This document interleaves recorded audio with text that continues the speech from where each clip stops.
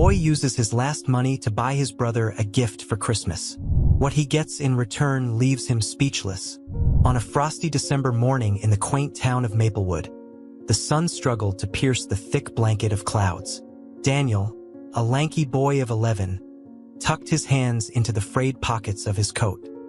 He clutched a few crumpled bills, his meager savings from odd jobs, and stepped into the town's bustling marketplace.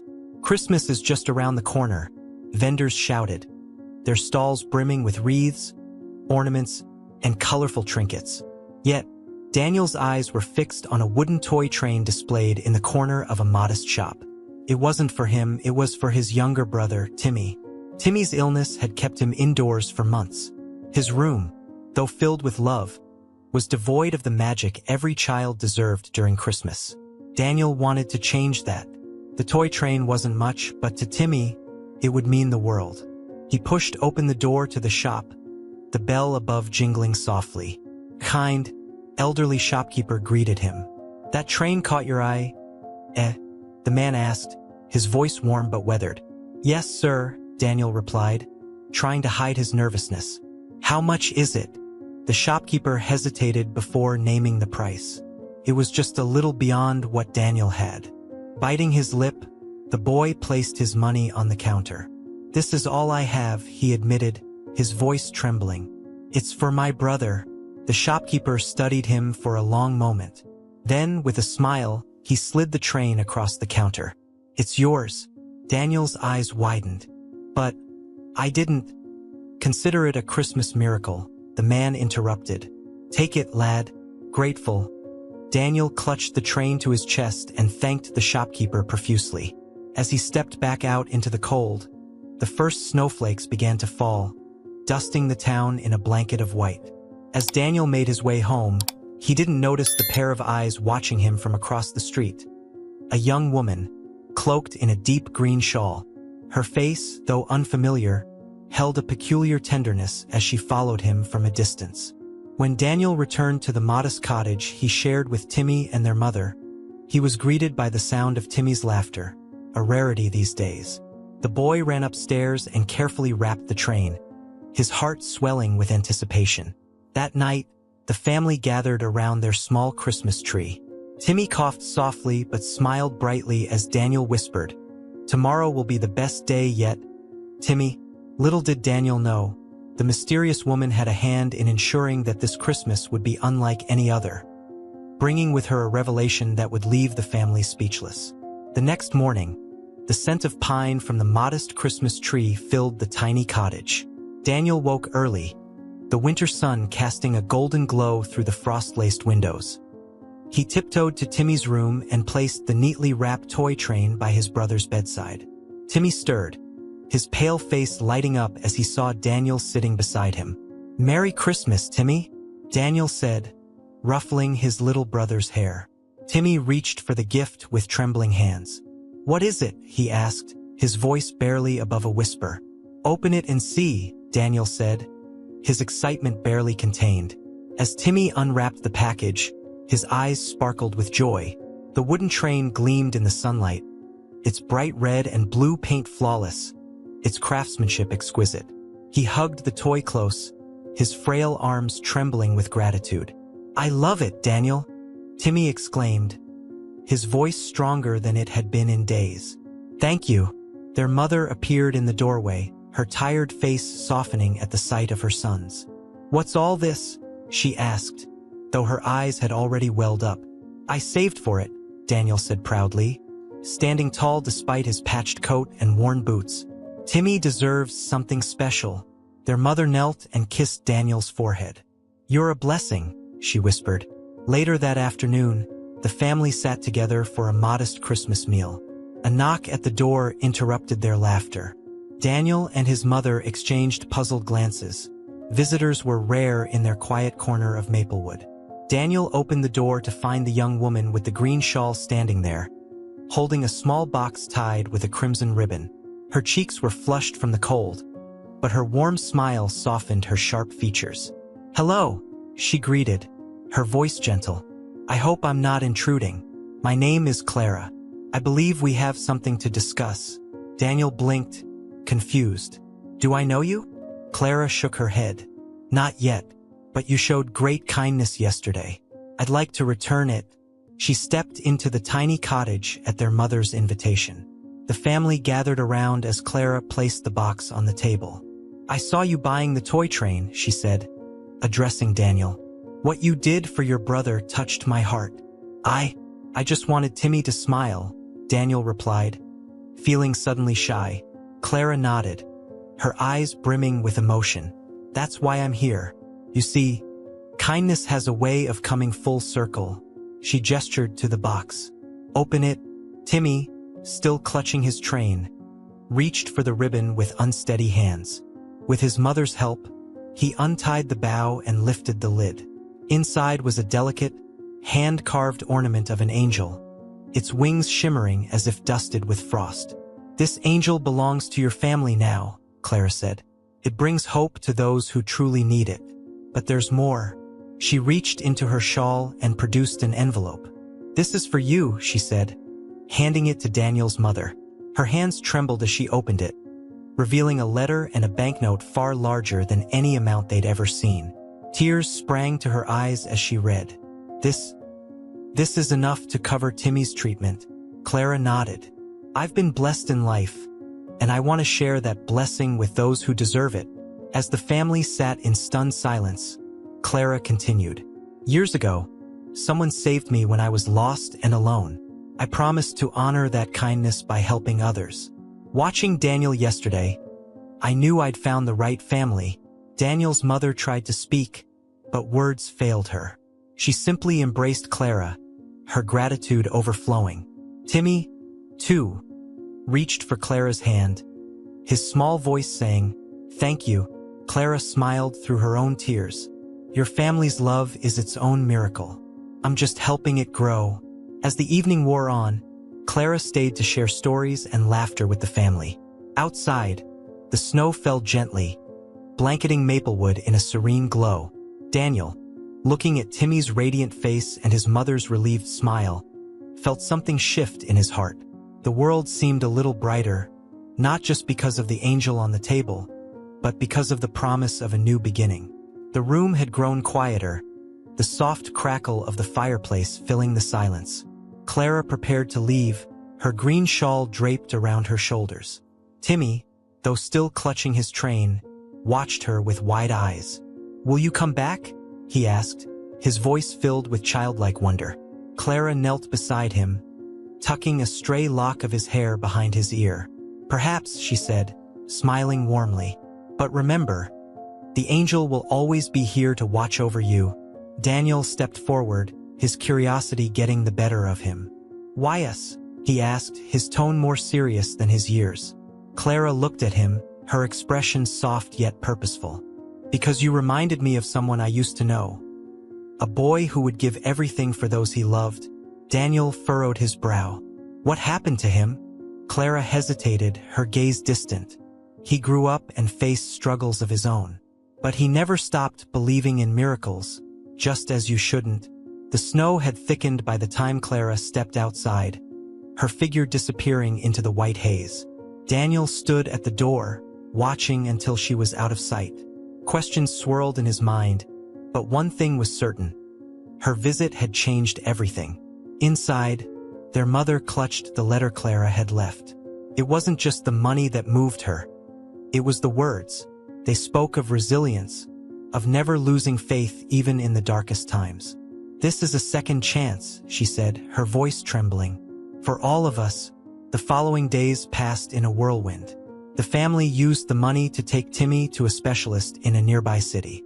For the first time in months, hope filled their hearts as the doctor assured them that Timmy's condition could improve with the right treatment. Daniel watched his brother during these visits, marveling at the spark returning to Timmy's eyes. Yet his thoughts often drifted to Clara. Who was she, really? And why had her kindness felt so deeply personal?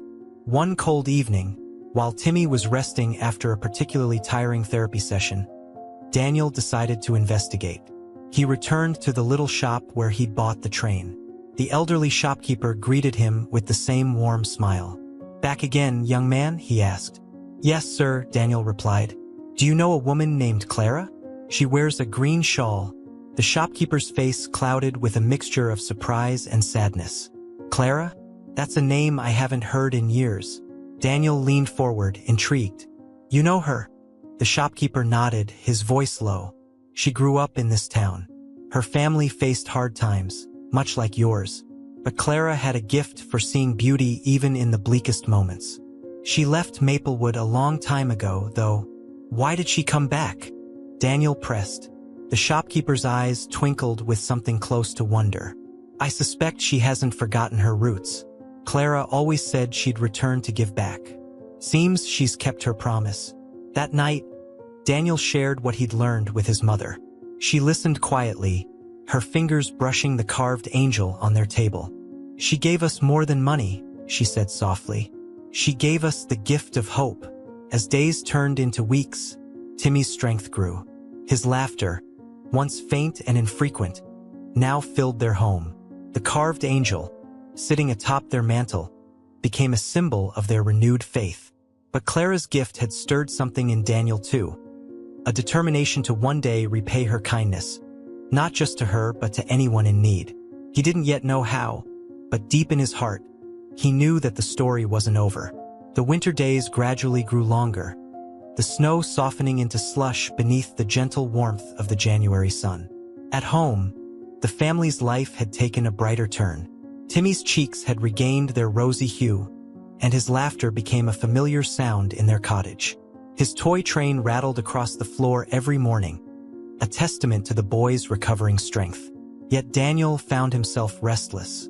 Clara's mysterious visit lingered in his thoughts, and her words replayed in his mind. He often stood at the window late into the night, gazing at the stars and wondering about the woman who had brought so much light into their lives. One evening, as Timmy dozed off with his train beside him, Daniel sat with his mother near the fireplace. The carved angel glimmered faintly in the firelight. "Do you think she'll ever come back?" Daniel asked, breaking the silence. His mother, mending one of Timmy's sweaters, paused. "I don't know, Daniel. Clara's kindness was a gift, not a promise. But I believe we'll see her again when the time is right." Daniel's gaze shifted to the angel. "She said it would watch over us. Do you think it's true?" His mother smiled faintly. "I believe it's a reminder, Daniel. A reminder that miracles happen when we least expect them." The next morning, Daniel made a decision. He would seek out Clara. He felt a pull, as if there was more to her story that he needed to understand. Bundling himself in his patched coat, he kissed Timmy on the forehead and promised to return before dark. His journey began in town. He revisited the marketplace, asking vendors if they'd seen a woman with a green shawl. Most shook their heads, but a florist remembered something. "She bought flowers a week ago," the woman said, pointing toward the church. Headed in that direction, Daniel hurried to the church, its tall steeple piercing the gray sky. Inside, the air was warm and heavy with the scent of incense. Candles flickered in rows, their light casting soft shadows on the stone walls. A priest, kneeling near the altar, looked up as Daniel approached. "Can I help you, son?" "I'm looking for someone," Daniel said hesitantly. "Her name is Clara. She wears a green shawl." The priest's expression shifted, a flicker of recognition crossing his face. "Ah, Clara. She was here a few days ago, praying quietly. A generous soul, that one. Do you know where she lives?" Daniel asked eagerly. The priest shook his head. "I'm afraid I don't. But she left this." He retrieved a small envelope from the altar and handed it to Daniel. "She asked me to pass it on to the boy with the kind heart. Should he come looking?" Daniel's heart raced as he tore open the envelope. Inside was a simple note. "The path forward is always brighter than the road behind. You have all you need within you to bring light to others. Trust in that and we'll meet again someday." Below the message was a single address. It was a small house on the outskirts of town, nestled among bare trees dusted with snow. Daniel hesitated at the gate, his breath visible in the crisp air. Gathering his courage, he knocked. The door creaked open, revealing a middle-aged man with kind eyes. "Can I help you?" "I'm looking for Clara," Daniel said. The man's face softened. Clara was my sister. Daniel's heart sank. Was? The man nodded. She passed away 3 years ago. The revelation hit Daniel like a gust of icy wind. But I just saw her, he stammered. She came to my house. She helped us. The man smiled faintly, his gaze distant. That sounds like Clara. She always had a way of touching lives. Even from beyond. Daniel felt a lump in his throat. But how? Why? She believed that love and kindness leave ripples, the man said. Maybe you were meant to be one of her ripples. Daniel looked down at the carved angel in his hand, now more luminous than ever. For the first time, he truly understood its meaning. Clara's gift wasn't just about healing his family. It was about inspiring him to carry her legacy forward. As Daniel walked back home, the snow began to fall gently. The world seemed quieter, yet fuller, as if every flake carried a message of hope. He didn't have all the answers, but he knew one thing for certain. Clara's miracle wasn't the end of the story. It was the beginning of something far greater. The days after Daniel's visit to Clara's brother passed like a dream, as if the winter chill itself whispered the mysteries he had uncovered. Back home, Timmy's laughter filled the air, but Daniel carried the weight of the revelation like a secret flame, warming his resolve. Clara was gone, but her spirit lived on, woven into his family's newfound hope and the angel's watchful presence. He couldn't stop thinking about what her brother had said. Love and kindness leave ripples. It was on one of these reflective mornings that Daniel decided he wouldn't let the ripple end with him. If Clara had chosen to intervene in their lives, perhaps it was a sign that he, too, was meant to bring light to others. Daniel's first act of kindness came naturally. While walking through the marketplace, he noticed an elderly woman struggling to carry a bundle of firewood. Without hesitation, he ran to her side. "Let me help you, ma'am," he offered, taking the heavy bundle. The woman smiled, her weathered face brightening. "Why, thank you, young man. Not many stop to help these days." As Daniel walked with her to her cottage at the edge of town, she shared stories of her late husband, who had once been a kind soul much like Daniel. By the time they reached her door, the woman insisted he take a small loaf of bread as a token of gratitude. Daniel tried to refuse, but her persistence matched his humility. Word of Daniel's kindness began to spread. Soon, he found himself helping neighbors with small errands, shoveling snow for the elderly, and even tutoring younger children who struggled with their studies. Though his days were busier, his heart felt lighter with each act of generosity. Back at home, Timmy's health continued to improve. His cheeks were now full of color, and he had started venturing outside to play in the snow. Their mother, too, seemed rejuvenated. Her tired eyes replaced with a spark of pride as she watched her boys thrive. "Clara was right," she said one evening, her voice soft as she watched Daniel craft a wooden toy for Timmy. "You do have everything you need within you to bring light to others." Daniel paused, his hands covered in sawdust. "I just wish I could thank her again." "She'd be proud of you," his mother said. "And I believe somehow she knows." The carved angel, now perched on their mantle, seemed to radiate a quiet energy. It became a source of comfort for the family, a reminder that they were never alone. But for Daniel, it was more than a symbol, it was a call to action. One snowy evening, Daniel stood before the angel, gazing at its delicate features. "I'll do more," he whispered. "I promise." That promise would soon be tested in ways Daniel couldn't have foreseen. The town of Maplewood was small but tightly knit. When news spread of a fire that had consumed a neighbor's barn, Daniel didn't hesitate to offer his help. The family who owned the barn, the Millers, had lost not only their livelihood but also their savings, which had been hidden inside. Daniel rallied a group of boys his age and some local tradesmen to help rebuild the barn.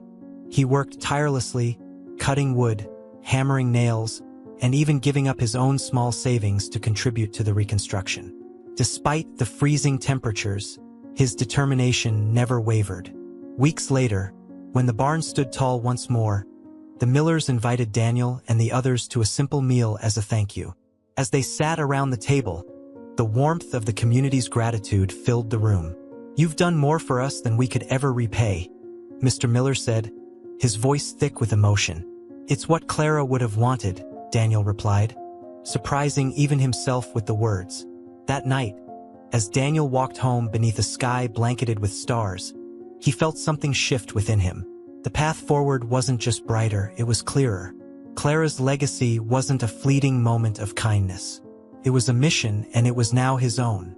The winter began to relent, giving way to early signs of spring.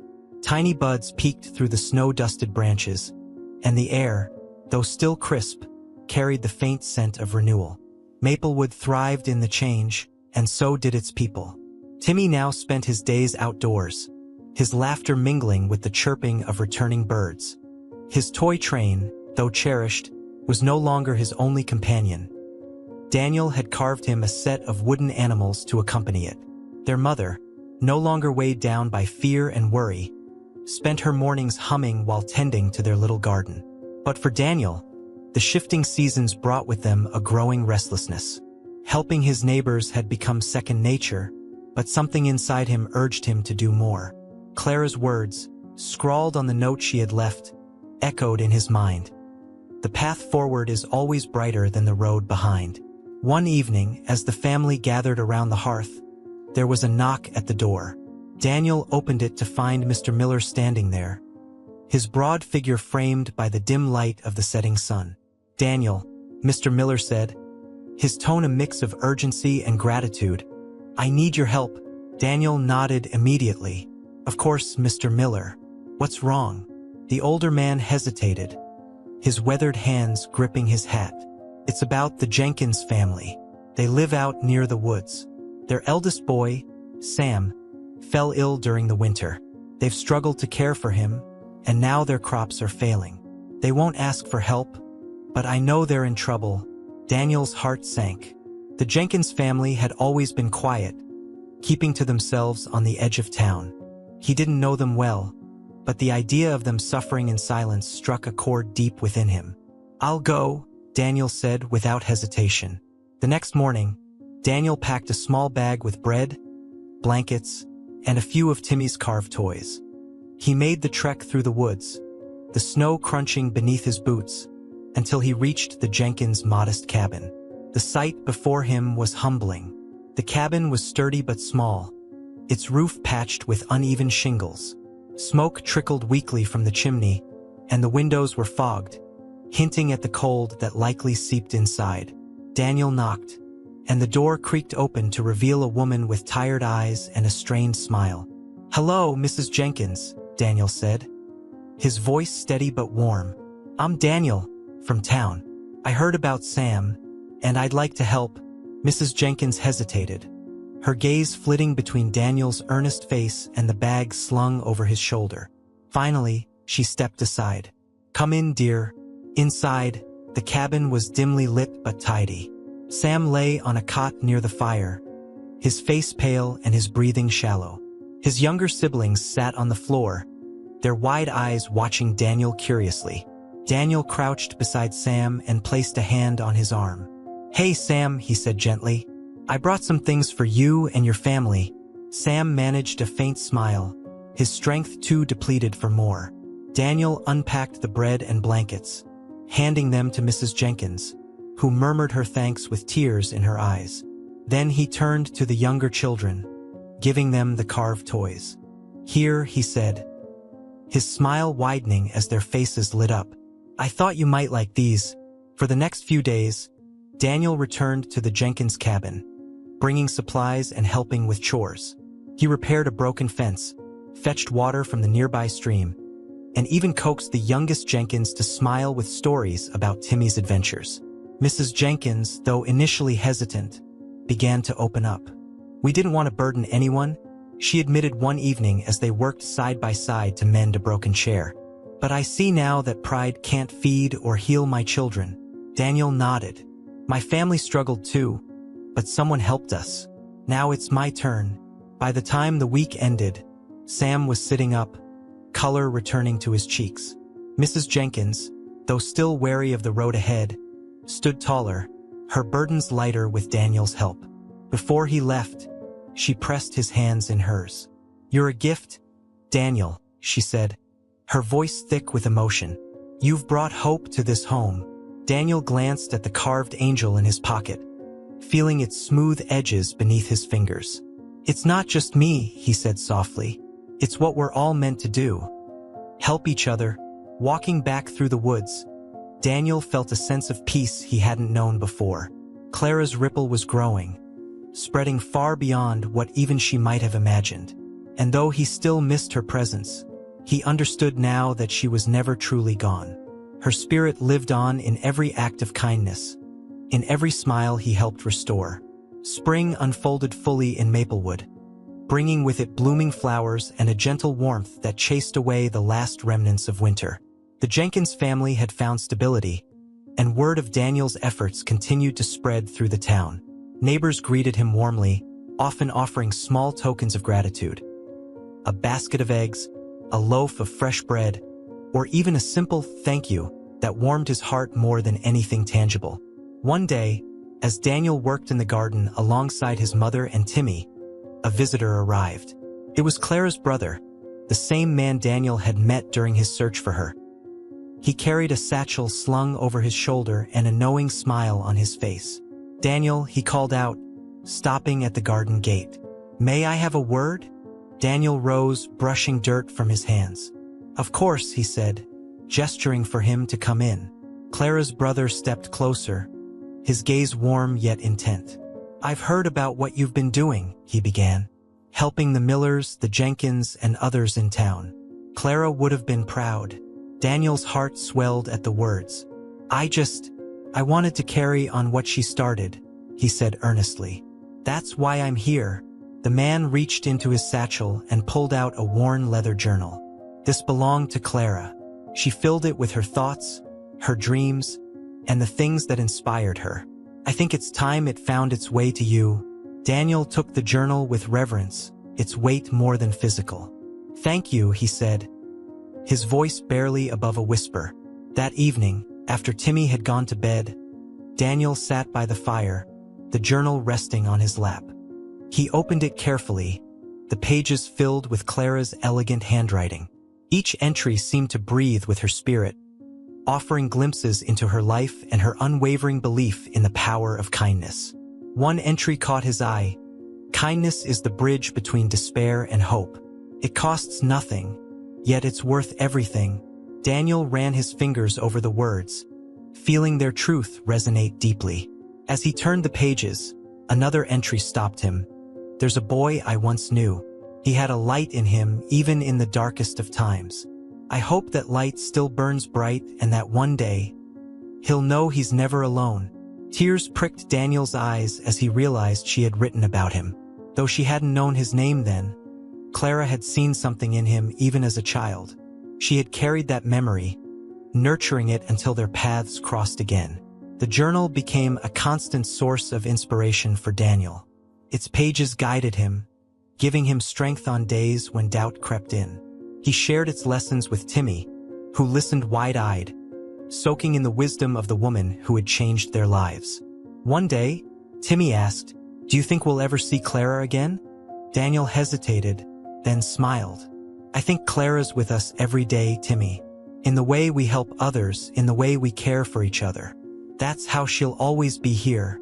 The next few months brought new challenges and new opportunities for kindness.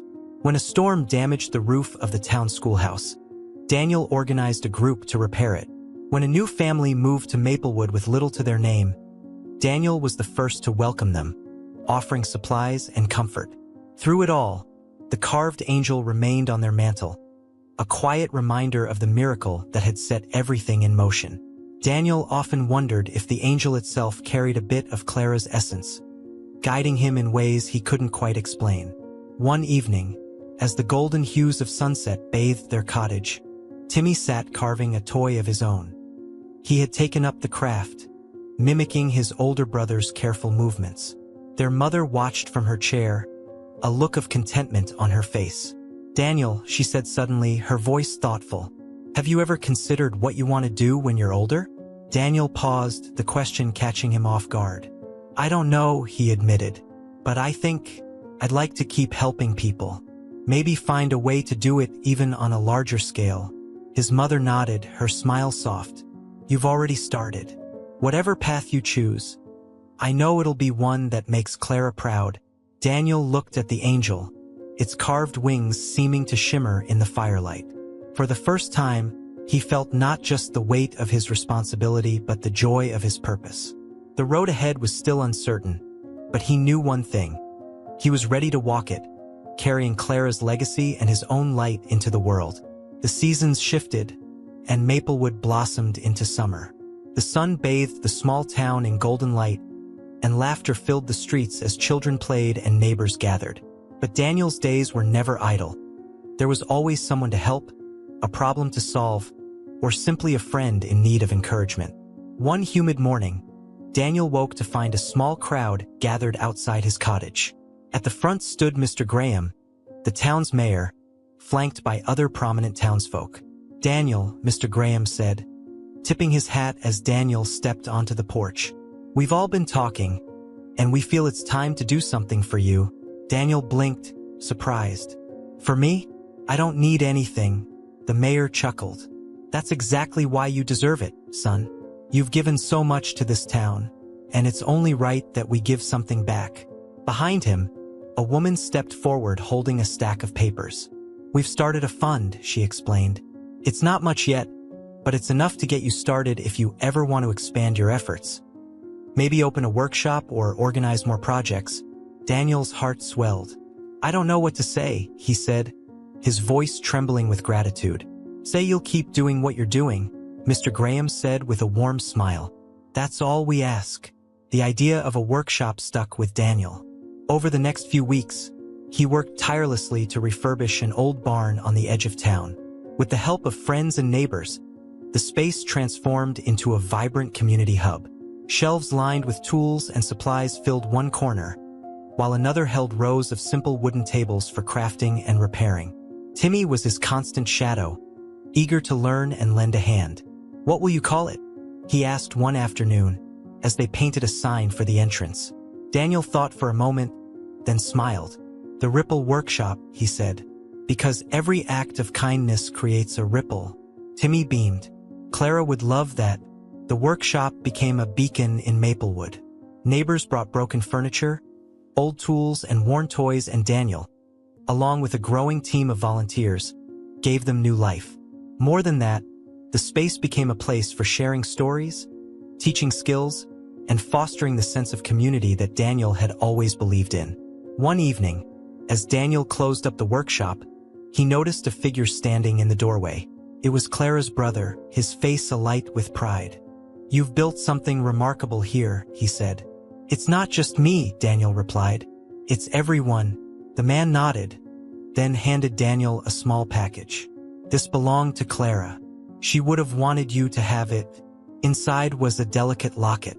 When Daniel opened it, he found a tiny photograph of Clara, her warm smile frozen in time, and a simple inscription: "Love is the only legacy."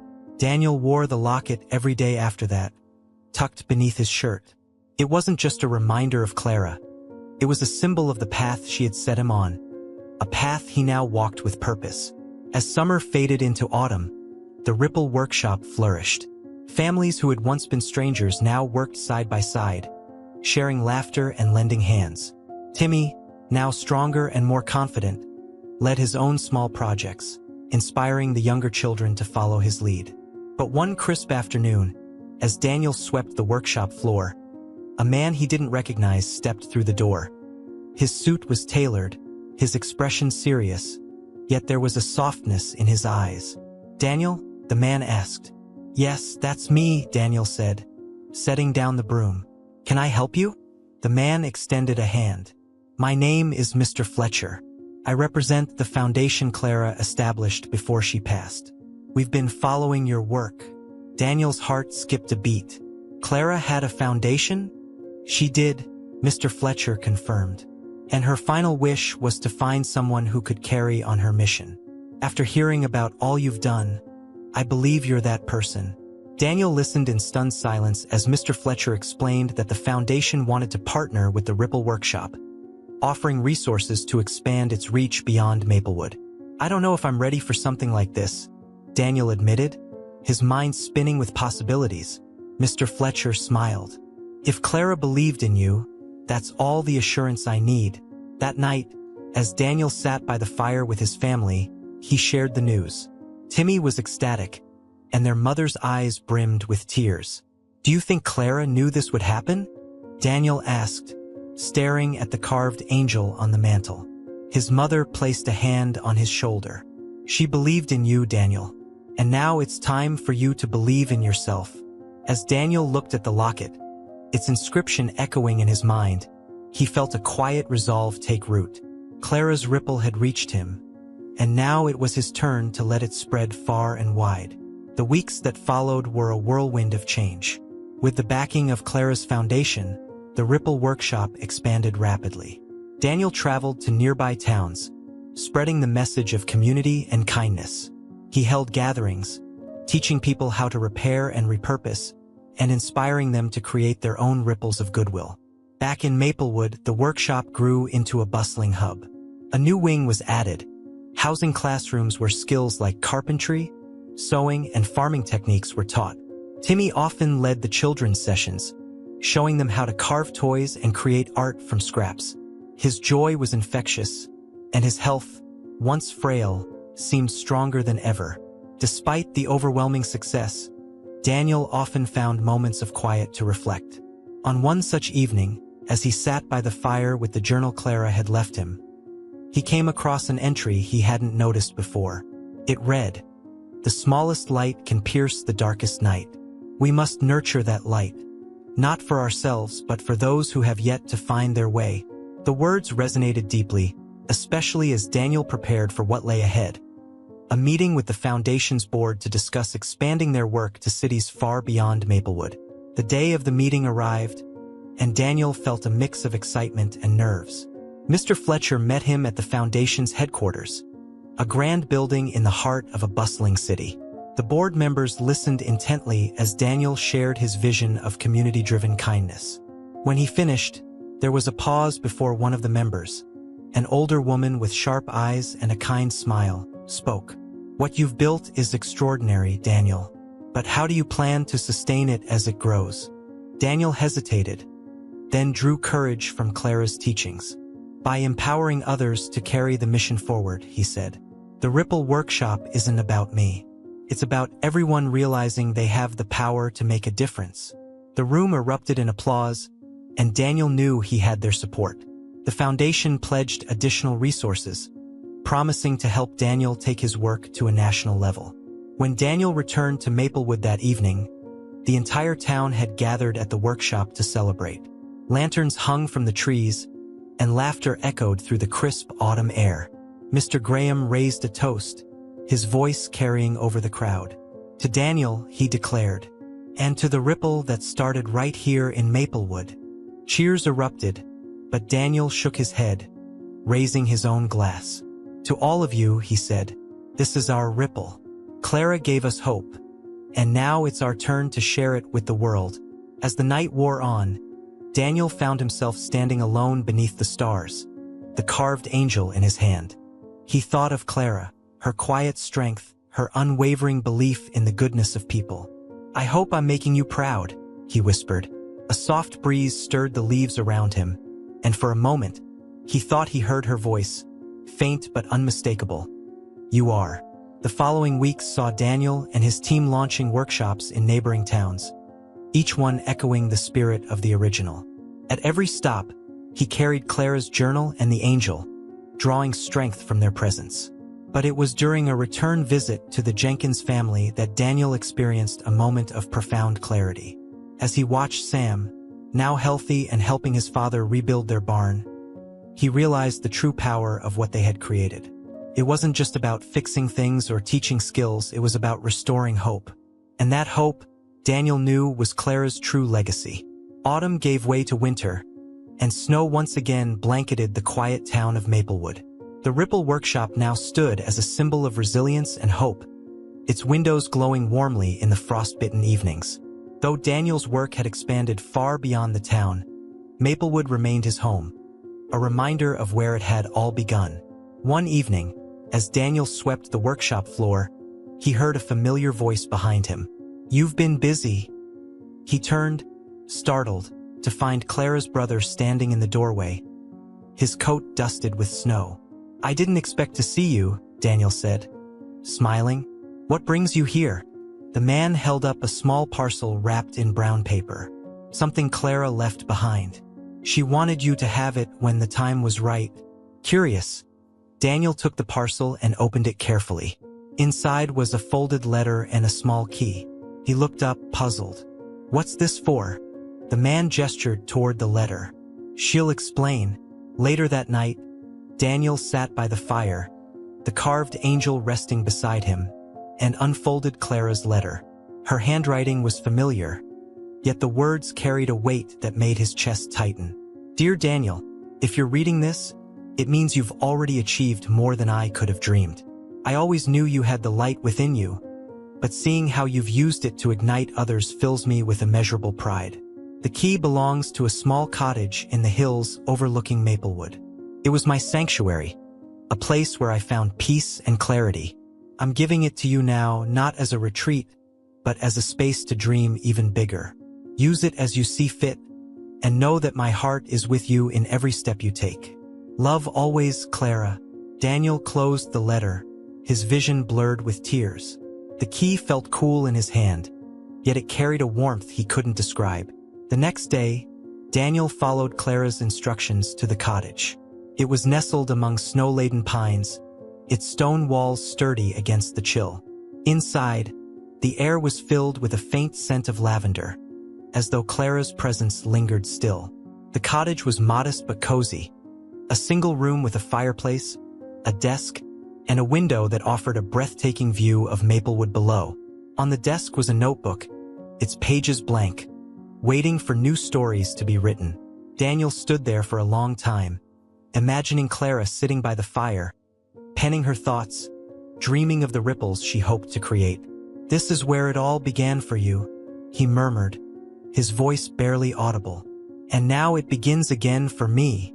Over the years, the cottage became more than a retreat.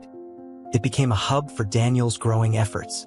Leaders from neighboring workshops gathered there to exchange ideas and plan new initiatives. The Ripple movement, as it came to be known, touched countless lives, spreading far beyond what Clara or Daniel had ever imagined. Back in Maplewood, the angel remained on the mantle of Daniel's family home, its wings glimmering softly in the firelight.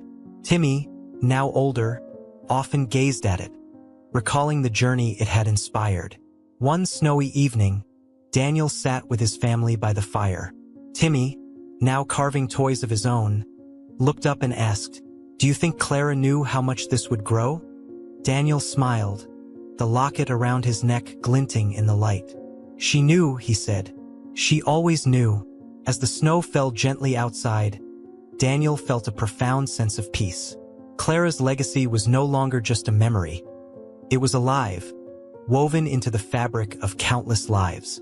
And as long as kindness continued to ripple outward, her light would never fade.